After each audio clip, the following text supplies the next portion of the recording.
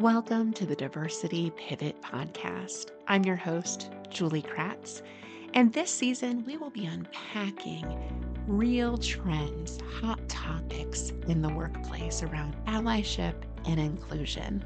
Our goal is that each week you leave with tangible tools, information, practical strategies that you can take back to allies at your organization. Let's dig in to this week's topic.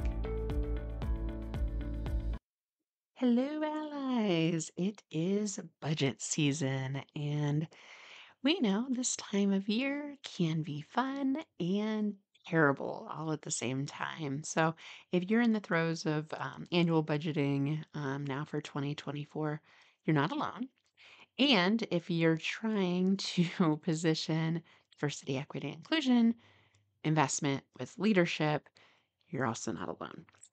Budgets have been cut roughly 20% this year across the board at most companies that are reporting those numbers. And we know that investment is necessary for commitment.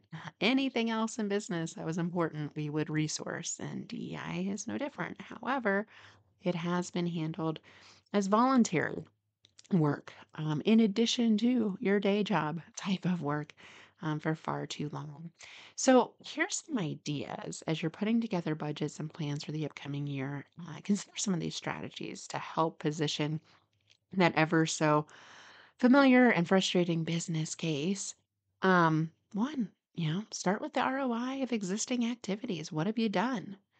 And I know this sounds complicated, but I read a wonderful book that I'd highly recommend, the Hubbard Diversity Return on Investment Method. And what Hubbard argues for is to find activities with direct impact of DEI efforts. So, some, and these aren't going to be actual numbers, they're going to be estimates, unless you have actual numbers or done research or studied this. But for most folks, these are going to be estimates. So consider some of these calculations. One, dollars saved on onboarding with the turnover improvement minus the investment in DEI over the investments. That gives you a ROI percentage. Most organizations find like a 200, 300% ROI, which is like, what other activities are getting that kind of ROI? And of course, there's other things that lead to turnover impact. But, research shows that first 90 days is when people make an initial um, decision about the future of their employment and the organization. So perhaps we're saving on onboarding, we're saving on turnover change as a result of our DEI activities. New investments, new clients gained from focus on inclusion. So increasingly, outside investors, regulatory agencies are asking for numbers or asking for statements, et cetera. So what were we able to gain by showcasing our focus on inclusion? What new business, right? New clients. And then the last one I might recommend is how positively the employer review has saved on recruiting. This is actually something you can do like Home Glassdoor, Indeed, places where people put their employer reviews. See if they've changed positively. We know DEI efforts are highly correlated because the number one reason people post negative reviews is toxic workplace behavior, lack of respect and inclusion. So you could actually quantify that by looking on those sites or looking where your employer reviews are and how much that was able to maybe save us some recruiting costs. People are pretty sneaky and do a lot of research nowadays for jobs. So ROI calculation of existing activities, savings on onboarding costs, new clients. What do those reviews, employer reviews mean? The second strategy I would offer to get that budget that you need is get feedback. So do focus groups, listening sessions. This may or may not cost you anything, just to see what's working, what's not working. I do these all the time for organizations, and we come up with a bullet point list of what are the current perceptions of DEI, what's working from a success perspective, and what's an opportunity from a weakness perspective.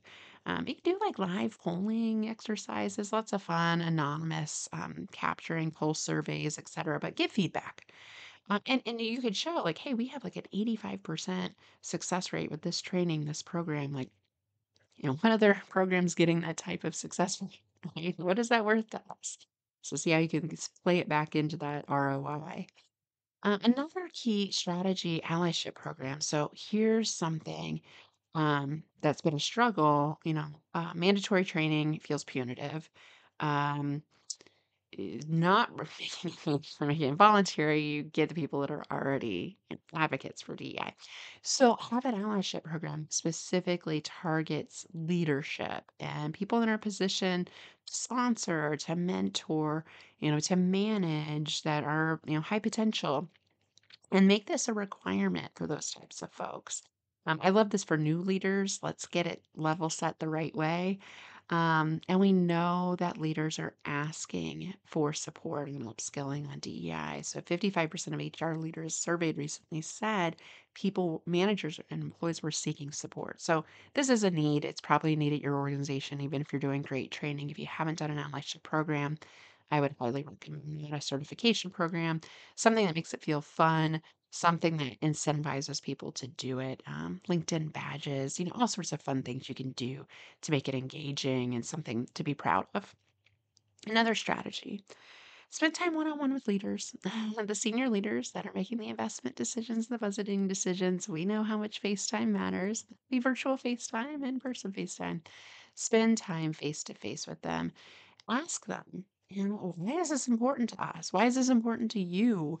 What if we don't invest in this? What's it going to cost us? I don't think we think about the pain of not making the investment. It might feel like training is certainly an easy budget line to feel like it's easy to cut, and especially DEI as a subhead under that.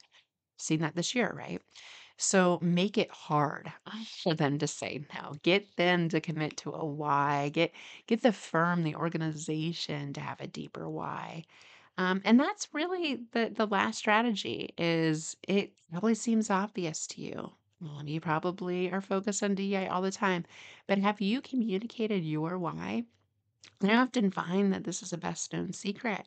A lot of DEI professionals are very humble, don't want to make it about them, myself included. But I have started making my why a part of every introduction I make about future generations of little allies and my kiddos. And having kids, that have had adverse experiences associated with diversity. I want the world to be better for them.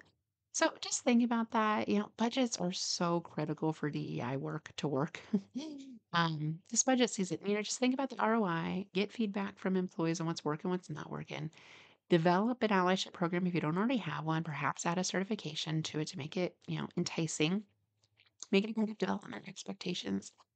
Spend one-on-one time with those leaders that are making the decisions to figure out what the real pain points are and share your why more broadly. That gets people inspired when we share our whys. Other allies want to join the conversation, especially those in the majority group that may not feel like DEI is for them or may not see the tangible benefits for them. We get locked into the zero sum game mentality sometimes where we think, I win, you lose. We promote more folks of color, women, than we're promoting less white men. It's really not how diversity works. All the data shows us the more we invest in this, the more we stay committed to inclusion, the more likely we are to reduce employee turnover, spark innovation, make our culture sticky so that people want to stay, especially diverse talent with that diverse set of experiences and perspectives. So don't let your DEI budget get cut, and we're always here to help. We'll be back next week with more hot topics in DEI. Thank you for listening to the Diversity Pivot podcast.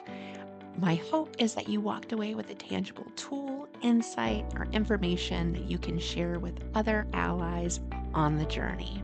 If you liked this week's episode, please leave us a review. Your feedback means a tremendous amount to us. We'll be back next week with another hot topic.